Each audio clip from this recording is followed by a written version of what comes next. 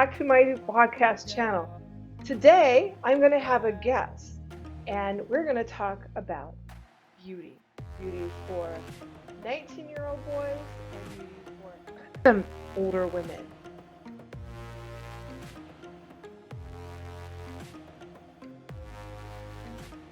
Hi, welcome back, and today I'm going to tell you what I think about the beauty industry. And I have a special guest. This is Brandon. Hello. Brandon Galaz, Brandon Merlot, Makeup by Merlot, Makeup by Brandon. I don't know. He has a bunch of My different. Instagram is makeup_Merlot. Okay, there's a bunch of them out there. Thank you for coming today. I invited Brandon to come talk to us today about beauty. And it's kind of interesting. So, for many a year, I wouldn't have told, ever have said out loud, much less to like millions of people. I know millions of people aren't watching. That's just figure of speech. But I'm 52 years old, and I am not the typical person that makeup people sell to. And I am not the typical person that makeup people really care about, right? So it kind of took my 19-year-old son, who's now 20, sorry, he just turned 20, to kind of show me that who cares, right? Who cares if I'm fat, if I'm old, if I have a double chin, if I don't have cheekbones? Who cares, right? I I have can no cheekbones either. Look at that. it's a None. genetic thing, I guess. You know what, though? Because it doesn't matter. If I want to wear glitter, then dang it, I'm going to wear glitter. I love glitter. And if I want to wear House Laboratories, which is not sponsored in any way, but this is PR from Brandon, he brought some stuff along. I'm going to wear House Laboratories. If I want to wear, I don't know, contour my cheekbones, I'm going to contour my cheekbones. And he was really great about kind of opening me to that and saying, who cares if some person somewhere at some point in time that you don't even know said old people can't contour. So, Brandon, thank you for coming today. And Uh-huh. why don't you tell us a little bit about yourself? Well, I am a makeup artist. I work at Sephora now. I am in college for business. I am struggling between a pescatarian and a vegetarian. There's, I okay, there's some weird trucks right now. I love to eat new foods, play with makeup 24/7, and I guess make YouTube videos. Okay, very cool. So, what got you into makeup? Several people from a while ago. I used to watch Nikki tutorials and Tati Beauty. I used to Or watch Tati them. Westbrook? Tati Westbrook and her brand now Tati Beauty. Right. Um, those two people really got me into makeup. I watched them on the down low. I didn't tell them. I didn't tell anyone I was watching them. But then later, I was now saying, oh yeah, I watched like 100 people stuff. So mainly Nikki tutorials and Tati Westbrook. Okay. So, we have some various makeup in front of us. And, Brandon, did you say you're obsessed with makeup? Um, He's obsessed with makeup, I'm in not case he didn't. obsessed. He's obsessed with makeup. I just love to play with makeup and do stuff. Yes, he does. And he does have his own YouTube channel. And, I have watched him do YouTube videos. And then he kicks me out most of the time now because he's got it. He's done, how many have you done? Like 10, 6, 7, 8. He's done less Mm. than a dozen. He's maybe done a few more that kind of never made it because they weren't up to his standard, never made it to the YouTube channel, and that happens, I guess. A couple ideas, he has floating around in his head that still have to come out. He was one of the people that went to Morphe and stood in line Mm. at 4 o'clock in the morning for Shane Dawson's palette, Conspiracy, Mini Mm. Controversy, and of course the pig mirror that we all really love because it's so fun, right? So what did you think about the whole Shane Dawson, Jeffree Star collaboration? Firstly, I just have to say that no matter what, I would love to support Shane Dawson and Jeffree Star because I've been watching Shane Dawson for literal like 10 years. Um, He's laughing because I also have a whole thing of brushes in front of me. And one thing that I love to do on my podcast is do something because it's just me sitting here staring at the camera, talking. I don't know. To me, that doesn't have a whole lot of value. So I just opened his conspiracy. We all keep calling it controversy. Conspiracy palette. And I might be like adding a little bit to my makeup, which will drive him insane because I never do it the way he needs to do it. So please, No, ask the truth. Go ahead. So how long have you been watching Jeffree Star? probably I say 3 years now. I watched him when he came out with a video of the full face of highlighter. I watched that and I thought he was so funny, so cool. I that was probably like what 2 or 3 years ago. So about 3 years ago, I guess. I So really yeah, didn't start watching anything that he did until last year. And so I've gone back and looked at a lot of the old stuff that he's done. He is a character, that's for sure. And I will have to say, kind of as a mom, the first, I don't know, couple of videos I watched, I was kind of like, what? Why? But I can appreciate what he does, and I appreciate his makeup too. Brandon has several of his palettes, and there's a couple of his palettes in Japan with my daughter too. So here's the one that probably between this one and Jawbreaker we probably use the most. And Brandon's had this on his channel a couple of times, where like here's millions and millions is almost and we've hit pan on mm, millions. There's still enough left for several more of my glitter attacks, but for the most part, except for maybe the green, I can't figure out how to use greens to save my life. But any of the I love all the neutrals and I love all the glitters and I'm a person too. mm, So, so what else? So there's been a lot of controversy around Jeffree Star that I really didn't know a lot yeah. of until recently. But what do you think about people growing As as people? One of um, the things, sometimes we watch together, we watch some of the drama channels, and this podcast is not a drama channel podcast, or mhm, it's not we're not doing shade or anything like that. But we were listening to Skeleton, his yeah, name, a skeleton. Skeleton last night, and he had a really interesting question that I really didn't know how to answer, and I really kind of wanted to work on answering. And do we think people can change? And if people do change, can we let them change and not hold the past things against them? Hmm. And I'll let you answer that too, Brandon, but I'm going to go first. I think people can change, but I don't think that gives them a free pass. So, yes, people can change, people can grow, we all grow up. We all made mistakes when we were young. Thank goodness the internet and Snapchat and Instagram and all that wasn't around when I was growing up because I would have gotten in a lot more trouble probably. And we won't talk about that. But but Brandon, his generation doesn't really have that luxury, I guess, right? That when you do something stupid, people are going to know about it. Hmm. So a lot of things that I hear about right now is called cancel culture, and I feel like it's such a stupid thing because there has been, makeup brands, people who made an accident, and then people are like, you're canceled, you're done, which I find is really stupid. And I feel like people should get a free pass, but people should remember, what they did, like don't, you know, throw it down the garbage or something. But Well, what um about the whole Huda Beauty? Because you don't buy Huda Beauty.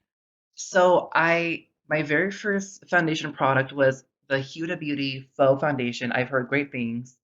This was the time when I had no idea, about people's pasts or anything like that.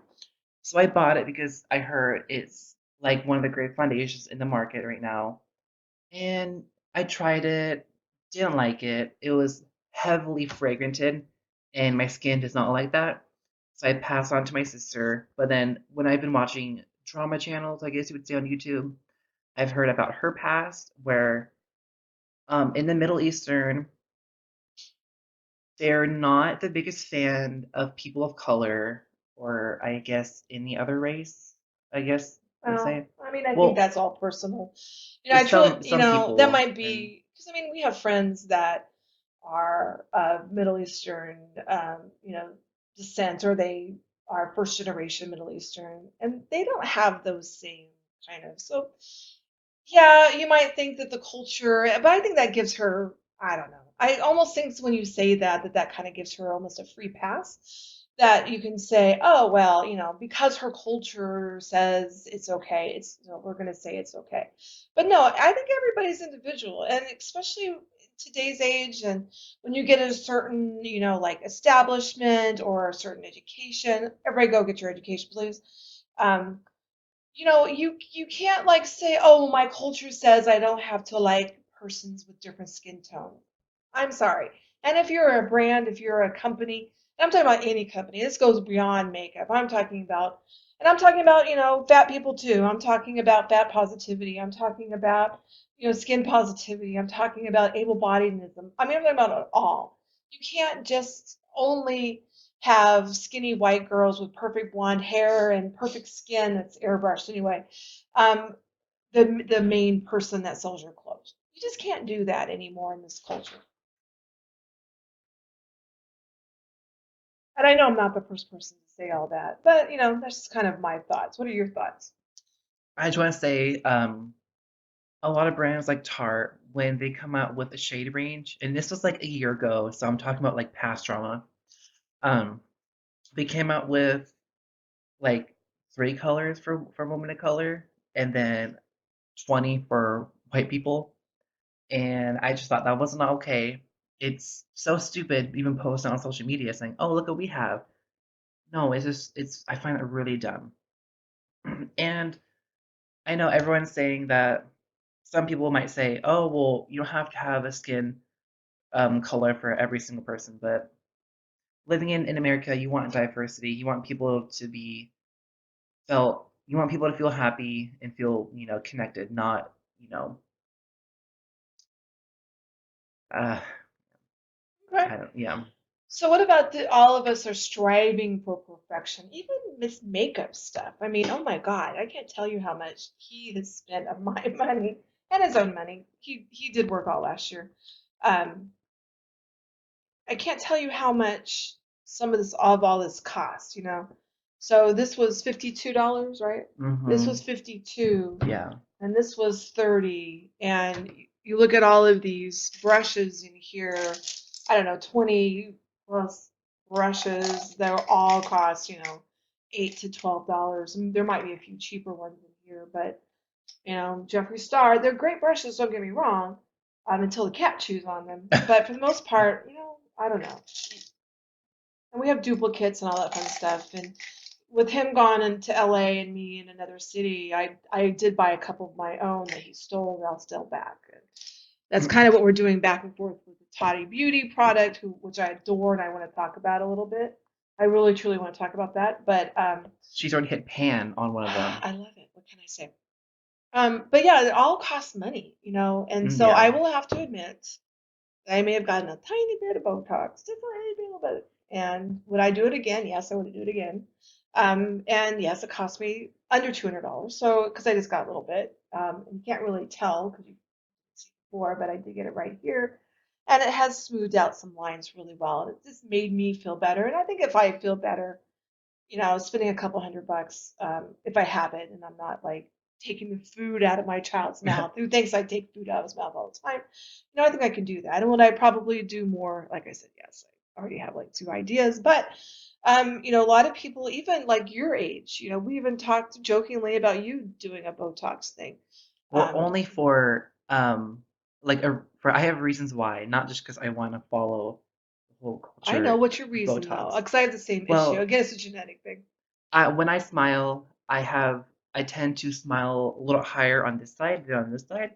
So my lip is like, not as pronounced as this lip side is. So I just want like, to be even. I want them to look even, not, like a bigger size lip here and then a smaller size here. And Just because. and mine are crooked too. I have crooked lips. You really tell when I'm putting on lipstick. It's like, oh, my lips are crooked. How did that happen? I never really noticed that, but recently I've noticed my lips are crooked. So I went a lip flip, which is I don't know, it won't be that bad, but it's kind of like flips up your lip a little bit, and that's very much a a vanity thing. But I don't know. But it's not something I'm like going to go out and do a full forehead and all this stuff just to please somebody else. I want to do it to please me, but not to please other people. Yeah. And she loves glitter. Right now she's applying Trish, which is like the most pigmented pink on the market So I'm right doing a now. little bit. I'm not doing too much. But yeah. What do you think about Trish? Trisha Paytas, she is super controversial, Yeah, but she does it for shock value. does she? Oh yeah, Wasn't she 100%. the whole one that said she's actually transgender? See, I try to not pay attention to things that she does because I can't take her seriously. Like if she comes out transgender, I will 100%, support her. Oh, sure. I don't care if But she's transgender. Great, great for her. She's been able to make all the money that she's made, and we've yeah, seen all of her Gucci and all that fun stuff. If she can really, in her Lambo, if she can act, if she's made a fortune and she's trans, I'm cool. That's really cool.